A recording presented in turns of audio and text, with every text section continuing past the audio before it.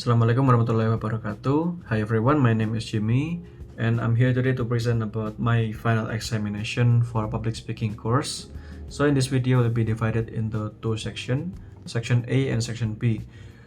And so the first section is section A. Number 1, how do structural framework used in impromptu speaking influence the clarity and persuasiveness of speech compared to the step-by-step structure required in demonstrative speaking? So in impromptu frameworks like PrEP and 5W1H help speaker organize thought quickly to create clear logical arguments even without preparation, while demonstrative speaking requires strict step-by-step structure so audience can follow and replicate the process correctly. And the main difference is that impromptu framework prevent rambling and build persuasive argument through quick organization, while demonstrative structure ensures sequential clarity so audience don't miss critical step needed to complete a task. And the second question, analyze how anxiety and nervousness impact the delivery of impromptu speeches and compare the coping strategies with the confidence building technique in motivational speaking. So impromptu speaking anxiety causes mind blanks and filler words like something like that because speakers are unprepared and they cope by accepting imperfection, using framework for structure and embracing pauses. So motivational speaking anxiety comes from performance pressure despite of preparation, showing through rush delivery or sounding robotic or something like that. And speaker build confidence by practicing until natural, using power pose and connecting deeply with their message so passion can override the fears. Okay, and the third question, evaluate the importance of storytelling in motivational speaking and discuss how its function differs from example used in impromptu speaking to support quick reasoning. So, in motivational speaking, detailed personal stories can create emotional connection that inspire audience to take action by making them feel something deeply and relate to the speaker's journey. And also in impromptu speaking, a brief example serve as quickly for logical proof to support your arguments, so without creating emotional transformation. And essentially, motivational stories transform heart through emotion, while impromptu examples convince mind through logic.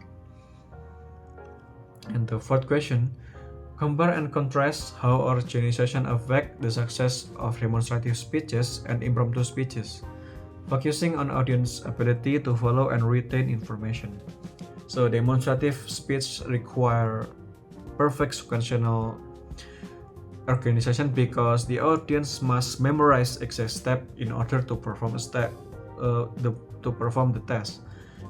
And any confusion or missing step means they fail to learn the process. And on the impromptu speeches need logical organization because so audience can follow reasoning and remember the conclusion. But there's more flexibility because audience only need to understand the main idea. So it's not memorize a specific sequence like demonstrative speeches. And the last question, in the motivational speaking, why are ethos, pathos, and logos important? And how would their use differ when applied in impromptu speaking scenario with limited preparation time?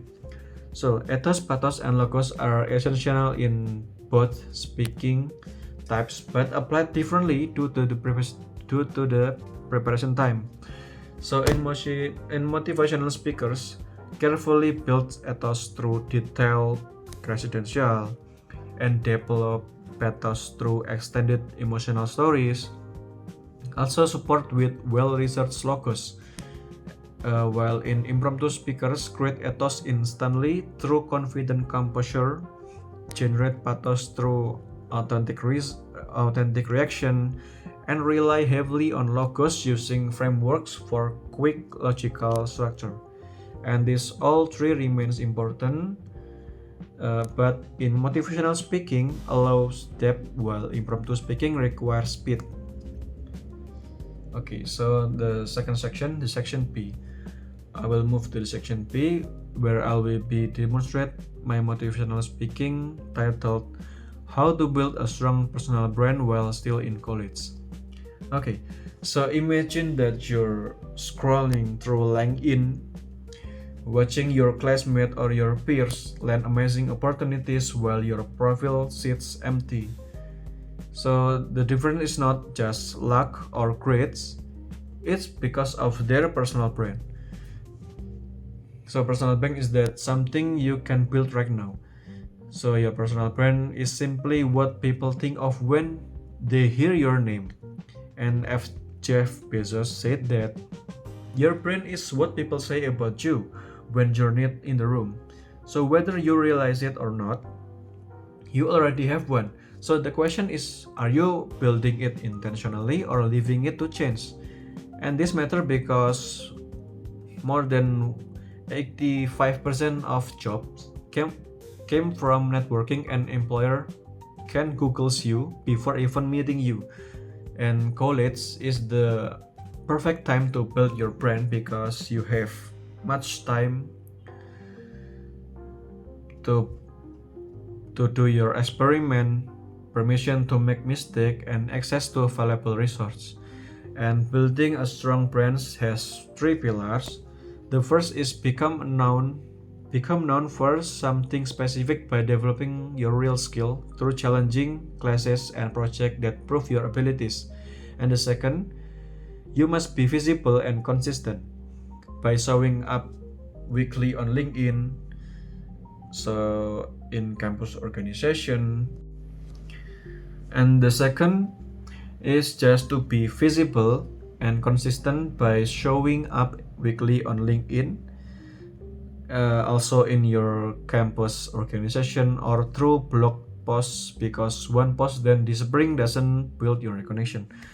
And the third is be authentic by being yourself, sharing structure, not just wins, and helping others without expecting anything back, because your goal is attracting the right people who connect with the real you. And here are 5 actions you can take this week. The first is you can Google yourself and clean up unprofessional content. You can optimize your LinkedIn with a professional photo and valuable headline. And then you can create one piece of content weekly about what you're learning, engage your authentically by commenting on article, talking to campus speaker, and build a simple portfolio showcasing your best projects. I know that you're thinking you're just a student without enough expertise, but let me share about my friend who felt the same way about environmental issues, that she was scared to post online thinking that she wasn't expert, but I told her that her learning journey is valuable. Content and her fresh perspective can help others with the same question. So she started posting weekly within 3 months a professor invited her to the research, and 6 months later she got internship in one of a famous job vacancies because the company saw her LinkedIn presence. And starting now gives you a compound that growth if you begin today. By graduation, you'll have hundreds of posts and connections, while others rush to build profiles their final semester. And like compound interest where small investment grow exponentially, one post can reach 50 people or maybe more. Someone shares it's reaching 500, that leads to opportunities. And those great experience, that experience strengthen expertise and giving you more to share in an accelerating cycle. So college lasts only a few years, but the brands you build opens door for decades, because in a world where thousands compete for the same jobs, your personal brands make you memorable, not because you're the smartest, but because you're the authentic and valuable. And when these opportunities arise, People think of your name. And here's my challenge. Before this week's end, do one thing. Update your LinkedIn headline. Write one post about something you learned or message someone you admire. Just one action, because big journey start with a single intentional step, and your future self getting dream over and making real impacts is counting on what you decide today. So you can build your brand now, and by graduation, you won't chase opportunity because opportunities will chase you. In contrast, so thank you. I think it's all for me. From me, that's conclude my final examination presentation. I've completed the section A by analyzing the key concept in demonstrative, motivational, and impromptu speaking, and the section B by delivering my motivational speech, incorporating ethos, pathos, and logos. And thank you for your attention. See you.